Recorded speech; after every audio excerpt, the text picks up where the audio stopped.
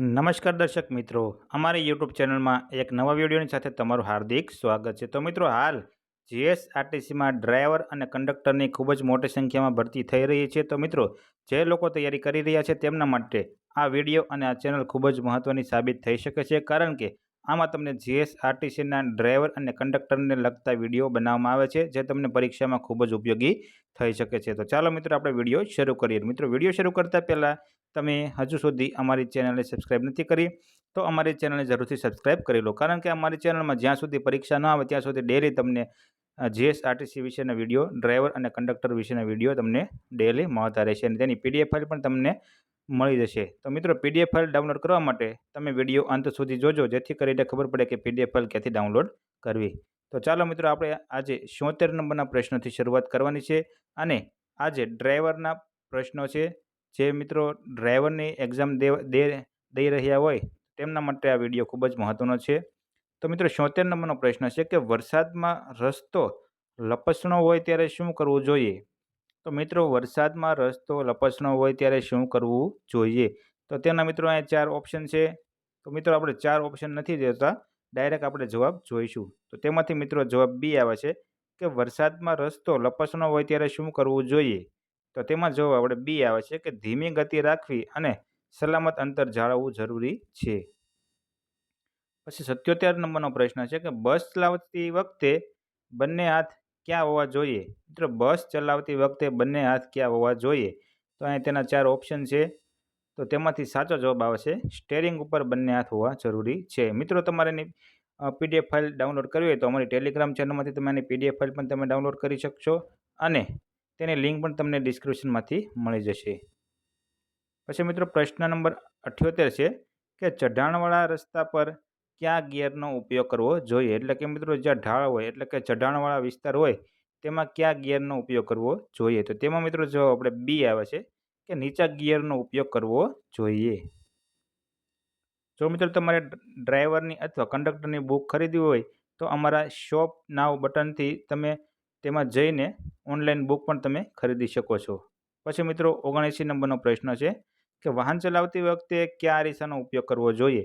મિત્રો, વાહન ચલાવતી વખતે કયા અરીસાનો ઉપયોગ કરવો જોઈએ?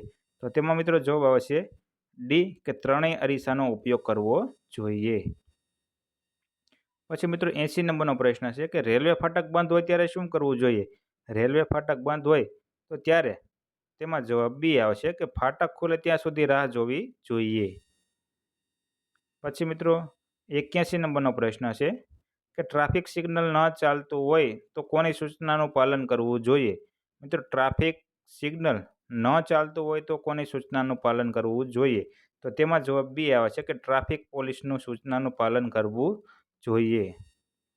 પછી મિત્રો, બસમાં ઇમરજન્સી એક્ઝિટનો ઉપયોગ ક્યારે થાય છે?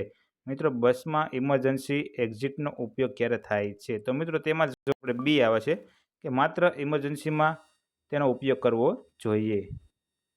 પછી મિત્રો, 83 નંબરનો પ્રશ્ન છે કે બસ સ્ટાર્ટ કરતાં પહેલાં દરવાજો કેવી સ્થિતિમાં હોવો જોઈએ? મિત્રો, બસ સ્ટાર્ટ કરતાં પહેલાં દરવાજો કેવી સ્થિતિમાં હોવો જોઈએ? તો મિત્રો તેમાં જવાબ આવે છે બી, દરવાજા બંધ હોવો જોઈએ। પછી 84 નંબરનો પ્રશ્ન છે કે ટાયરનું દબાણ ઓછું હોય તો શું થઈ શકે છે? મિત્રો, ટાયરનું દબાણ એટલે કે હવા ઓછી હોય તો શું થઈ શકે છે? તો મિત્રો તેમાં જવાબ આપણે ડી આવે છે કે ઉપરના બધા જવાબ સાચા છે। તો તેમાં એ જવાબ જોઈએ તો ઈંધણ વધુ વપરાય છે, બીજું ટાયર ઝડપથી ઘસાઈ જાય છે અને અકસ્માતનું જોખમ વધે છે। તો મિત્રો ઉપરના જવાબ બધા સાચા છે। પછી મિત્રો, 85 નંબરનો પ્રશ્ન છે કે બસ ચલાવતી વખતે સૌથી પહેલાં કોને પ્રાથમિકતા આપવી જોઈએ? મિત્રો, બસ ચલાવતી વખતે સૌથી પહેલાં તો રાહતદારીઓને પ્રાથમિકતા આપવી જોઈએ। પછી મિત્રો, 86 નંબરનો પ્રશ્ન છે મિત્રો, કાળો ધુમાડો વધુ નીકળતો હોય તો શું દર્શાવે છે? મિત્રો, બસમાં કાળો ધુમાડો વધુ નીકળતો હોય તો શું દર્શાવે છે? તેમાં મિત્રો જવાબ બી આવે છે કે એન્જિનમાં ખામી અથવા અપૂર્ણ દહન હોવું એટલા માટે કાળો ધુમાડો નીકળે છે। તો તેમાં જવાબ આપણે બી આવે છે એન્જિનમાં ખામી અથવા અપૂર્ણ દહન। પછી 87 નંબરનો પ્રશ્ન છે કે ડ્રાઈવર માટે સૌથી મહત્વનો ગુણ કયો છે? ડ્રાઈવર માટે સૌથી મહત્વનો ગુણ કયો છે? તો તેમાં જવાબ જોઈએ તો તેમાં જવાબ આપણે એ આવે છે કે ધીરજ છે તે સૌથી મહત્વનો ગુણ છે, તેને ધીરજ રાખવી જરૂરી છે. પછી મિત્રો પ્રશ્ન નંબર 88 છે કે રસ્તા પર સ્ટોપ ચિહ્ન હોય તો શું કરવું જોઈએ? રસ્તા પર સ્ટોપ ચિહ્ન હોય તો સંપૂર્ણ રોકાય પછી જ આગળ વધવું જોઈએ. તો તેમાં જવાબ આપણે બી આવે છે. પછી 89 નંબરનો પ્રશ્ન છે કે ઇન્ડિકેટર ખરાબ હોય તો શું કરવું જોઈએ? મિત્રો ઇન્ડિકેટર ખરાબ હોય તો શું કરવું જોઈએ? તો મિત્રો તેમાં જવાબ બી આવે છે કે પહેલાં તેને ઠીક કરાવવા જોઈએ. પછી મિત્રો 90 નંબરનો પ્રશ્ન છે કે બસમાં મુસાફરો ઊભા હોય ત્યારે શું કરવું જોઈએ? મિત્રો બસમાં મુસાફરો ઊભા હોય ત્યારે શું કરવું જોઈએ? તો મિત્રો તેમાં અચાનક બ્રેક ન મારવી જોઈએ. મિત્રો બસમાં મુસાફરો ઊભા હોય ત્યારે અચાનક બ્રેક ન મારવી જોઈએ. પ્રશ્ન નંબર 91 છે કે હાઈવે પર બસ બગડી જાય તો શું કરવું જોઈએ? મિત્રો હાઈવે રોડ પર બસ બગડી જાય તો શું કરવું જોઈએ? તો તેમાં મિત્રો જવાબ બી આવે છે કે બસ સાઈડમાં ઊભી રાખી અને ચેતવણીનો ત્રિકોણ મૂકવો જોઈએ. પછી 92 નંબરનો પ્રશ્ન છે કે બ્રેક ઓઇલ ઓછું હોય તો શું અસર થાય છે? મિત્રો બ્રેકનું ઓઇલ ઓછું હોય તો શું થાય છે? મિત્રો બ્રેકનું ઓઇલ ઓછું હોય તો બ્રેક છે તે યોગ્ય રીતે કામ ન કરે. તો તેમાં જવાબ આપણે બી આવે છે કે બ્રેક ઓઇલ ઓછું હોય તો બ્રેક યોગ્ય રીતે કામ કરતી નથી. પછી 93 નંબરનો પ્રશ્ન છે કે બસમાં મુસાફરો સાથે કેવું વર્તન કરવું જોઈએ? મિત્રો બસમાં મુસાફરો સાથે કેવું વર્તન કરવું જોઈએ? તો તેમાં જવાબ બી આવે છે નમ્રતા અને શિસ્તથી અહીંયા વર્તન કરવું જોઈએ. પછી મિત્રો 94 નંબરનો પ્રશ્ન છે કે લાંબી મુસાફરી પહેલા શું તપાસવું જોઈએ? મિત્રો લાંબી મુસાફરી પહેલા શું તપાસવું જોઈએ? તો તેમાં જવાબ ડી આવે છે ઉપરના બધા. તો તેમાં એ જવાબ જોઈએ તો એન્જિન ઓઇલ તપાસવું જોઈએ, બીજું કુલન્ટ અને બ્રેક પણ તપાસવી જોઈએ, અને ત્રીજું ટાયર પણ તપાસવા જોઈએ. તો ઉપરના બધા જવાબ સાચા છે. પછી 95 નંબરનો પ્રશ્ન છે કે બસ ચલાવતી વખતે કઈ બાબત પર ધ્યાન ભટકવું ન જોઈએ? મિત્રો બસ ચલાવતી વખતે કઈ બાબત પર ધ્યાન ભટકવું ન જોઈએ? તો તેમાં જવાબ બી આવે છે રસ્તો અને ટ્રાફિક પર ધ્યાન ભટકવું ન જોઈએ. પછી 96 નંબરનો પ્રશ્ન છે કે ટ્રાફિકના નિયમોનું ઉલ્લંઘન કરવાથી શું થાય છે? તો ટ્રાફિકના નિયમોનું ઉલ્લંઘન કરવાથી શું થઈ શકે છે? તો તેમાં મિત્રો જવાબ આપણે એ આવે છે કે અકસ્માત અને દંડ થઈ શકે છે. પછી 97 નંબરનો પ્રશ્ન છે કે બસના દરવાજા ખુલ્લા રાખીને બસ ચલાવવી જોઈએ? તો મિત્રો તેમાં જવાબ આવશે ના, કે દરવાજા ખુલ્લા રાખીને થોડીક બસ હકાય. તો તેમાં જવાબ આપણે બી આવે છે કે ના.